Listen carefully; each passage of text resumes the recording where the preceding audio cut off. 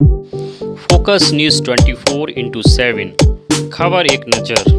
गांव शहरों की खबरें जानने के लिए जुड़े हमारे साथ यानी फोकस न्यूज़ 24/7 समाचार चैनल के साथ और जाने हर जगह की खबरें। मैं ओम प्रकाश उजानिया, प्रदेश सचिव पत्रकार एकता संघ उत्तर प्रदेश, और हमारे साथ आशीष समेले, जिला उपाध्यक्ष पत्रकार एकता संघ जनपद जालौन।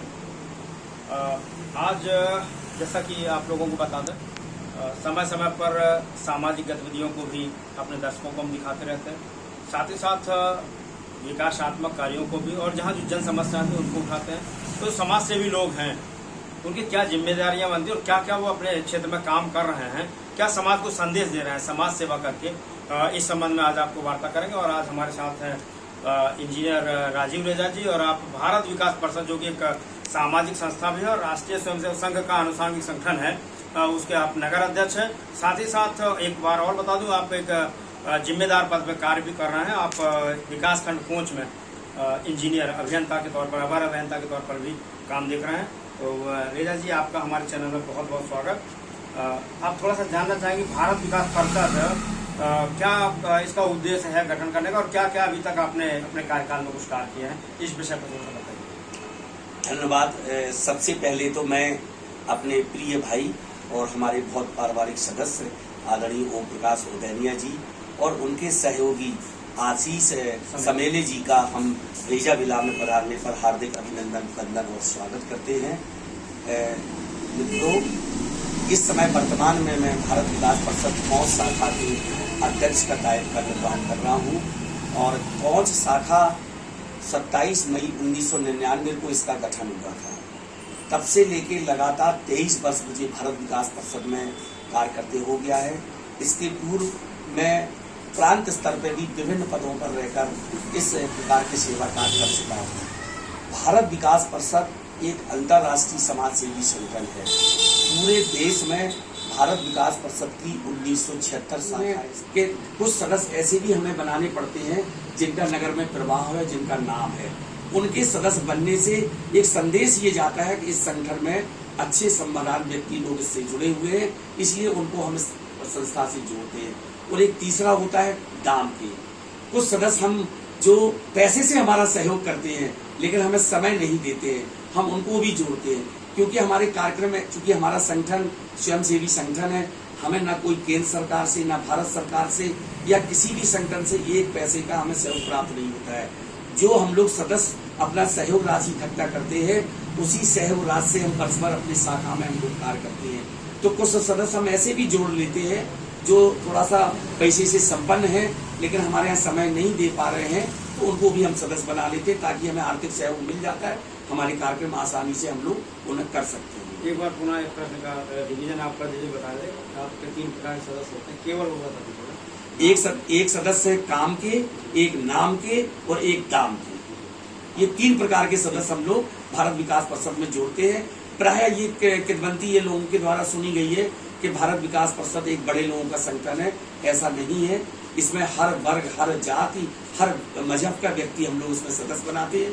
बस एक ये है, हम राजनीतिक व्यक्ति जो किसी भी दल का श्रेष्ठ पद पर व्यक्ति है उसको हम इसमें सदस्य नहीं बनाते हैं, चूंकि ये हमारा स्वयंसेवी संगठन है। जैसा कि आपने बतलाया, ये राष्ट्रीय स्वयंसेवक संघ का ही आनुषंगिक संगठन है। जो कार्य राष्ट्रीय स्वयंसेवक संघ कर रही है वही कार्य हमारी भारत विकास परिषद का भी है कि भारत को हम एक श्रेष्ठ राष्ट्र बनाएं, भारत को एक संस्कार युक्त हम भारत बनाएं। यही उद्देश्य को लेकर भारत विकास परिषद भी पूरे देश में इस तरह के सेवा कार्य कर रही है। सर, बस एक प्रश्न और अंतिम है कि आपको लोग कवि के नाम से जानते हैं, विदेश में भी कार्य कर रही हैं। भारत विकास परिषद में 6.25 लाख परिवार इससे जुड़कर सेवा कार्य कर रहे हैं। भारत विकास परिषद हमारे 5 सूत्रों पर आधारित है: संपर्क, सहयोग, संस्कार, सेवा, समर्पण।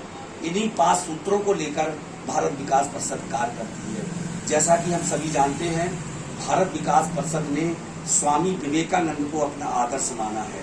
क्योंकि स्वामी विवेकानंद जी बहुत ही छोटी सी अल्प आयु में हम लोगों के बीच से चले गए थे, तो उनके जो सपने थे उन सपनों को पूरा करने के लिए भारत विकास परिषद ने विवेकानंद जी को अपना आदर्श माना है, और उन्हीं के आदर्श को मान के भारत विकास परिषद पूरे देश में, हमारे यहाँ भारत विकास परिषद के द्वारा बहुत सारे अनेक विकलांग शिविर आयोजित किए जाते हैं। हमारे यहाँ स्वयं के चिकित्सालय भी हैं और लोगों को उन चिकित्सालयों के माध्यम से विकलांगों को हम लोग बहुत उनको उपकरण भी उपलब्ध कराते हैं।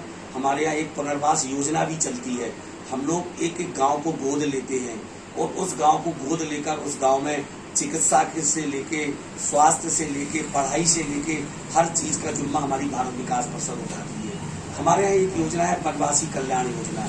इसके अंतर्गत भी हम वनवासी क्षेत्रों में जाकर सेवा के कार्य करते हैं। भारत विकास परिषद के हमारे 2 स्थायी प्रकल्प हैं जो पूरे देश में प्रत्येक शाखा को करना अनिवार्य होते हैं। उसमें हमारा पहला प्रकल्प है भारत को जानो प्रतियोगिता। भारत को जानो प्रतियोगिता हमारे पूरे देश में कराई जाती है। इसका उद्देश्य है कि हमारे यहाँ जो नौजवान छात्र हैं उनके अंदर सर्वांगीण विकास हो और वो उस विकास को अग्रसर आगे करें। पढ़ाई के क्षेत्र में भी उन्हें इस विषय के बारे में जानकारी हो और हमारे भारत के दर्शन के विषय में उन्हें जानकारी हो। इस उद्देश्य को लेकर भारत को जानो प्रतियोगिता भारत विकास परिषद द्वारा सन 1965 से पूरे देश में कराई जा रही है। इसी तरह से एक भारत विकास परिषद का दूसरी राष्ट्रीय प्रकल्प है राष्ट्रीय समूह गान प्रतियोगिता। ये समूह गान के एक कार्यक्रम में एक चीफ गेस्ट जो आपके थे MLC साहब, उन्होंने भी मन से कहा था, तो ये लोग बताते हैं कि हम कविताएं सबके लिए पढ़ देते हैं, मतलब चाहे वो कहते हैं ना कि उस लायक हो या ना हो। इस विषय पर थोड़ा सा क्या कहना चाहिए? बिल्कुल उदयनिया जी, आपने सत्य कहा। आदरणीय MLC RP निरंजन जी अभी हमारे कार्यक्रम में आए थे, तो उन्होंने अपने उद्बोधन में कहा था कि मैं रेजा जी को ये समझता था कि ये कवि है, लेकिन निश्चित तौर पर ये सत्य है। उदयनिया जी जानते हैं, क्योंकि वर्तमान में मैं विकासखंड पहुंच में तकनीकी इंजीनियर के रूप में कार्य भी कर रहा हूं और भारत विकास परिषद चूंकि एक समाज सेवी संगठन है, इसलिए मैं इससे जुड़ा हूं। और चूंकि हमारी जो तकनीकी इंजीनियर का कार्य है और ये कार्य है, इसमें उसमें हमारा डिफरेंस है। चूंकि सेवा तो सरकारी सेवा में रहकर कोई भी व्यक्ति कर सकता है, उसी उद्देश्य को लेके हम लोग करते हैं।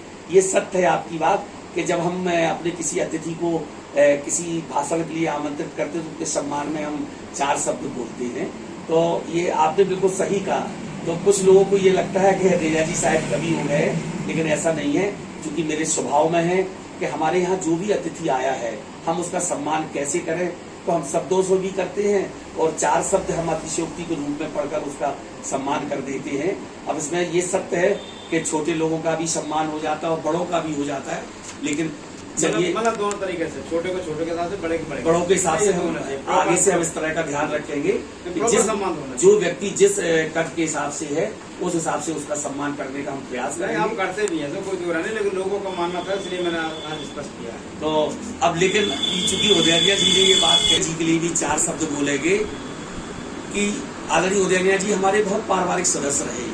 चूंकि आज हम लोग एक वार्ता के जो नेचर है, इनका जो स्वभाव है, चूंकि राष्ट्रीय सेवा संघ से भी आप जुड़े रहे, तो आदरणीय उदयनिया जी हमारे आज इस समय प्रदेश लेवल पर पत्रकारिता के क्षेत्र में पहुंच गए हैं। लेकिन इनका जो विनम्र स्वभाव है वो कैसे, उस विनम्र स्वभाव के लिए मैं 4 शब्द बोलता हूँ आदरणीय उदयनिया जी के लिए कि हम जहाँ भी हैं जैसे भी हैं, हम जहाँ भी हैं जैसे भी हैं हर हाल में अच्छे हैं। हम जहाँ भी हैं जैसे भी हैं हर हाल में अच्छे हैं। हमें डाल से मत तोड़ो, हमें डाल से मत तोड़ो, हम तो डाल में अच्छे हैं। रहते हैं समंदर में, जैसे समंदर है कितना बड़ा होता है, ऐसे उदयनिया जी प्रदेश लेवल पर पत्रकारिता का कार्य देख रहे हैं, लेकिन कितने विनम्र स्वभाव के हैं। कभी यूगो नहीं है, न कभी किसी से कोई अपना वो दिखाते हैं। तो रहते हैं समंदर में, और कैसे रहते हैं, सुर्ख नील कमल बनकर। जैसे नील कमल का फूल होता है ना, कोमल और मुलायम, तो देखो चेहरे पे कितनी कोमलियत रहती है। तो रहते हैं समंदर में सुर्ख नील कमल बनकर, आकाश कहाँ मांगा, हम तो ताल में अच्छे हैं। हमें डाल से मत तोड़ो, हम तो अपने पहुंच में अच्छे हैं, हम तो अपने पहुंच में अच्छे हैं।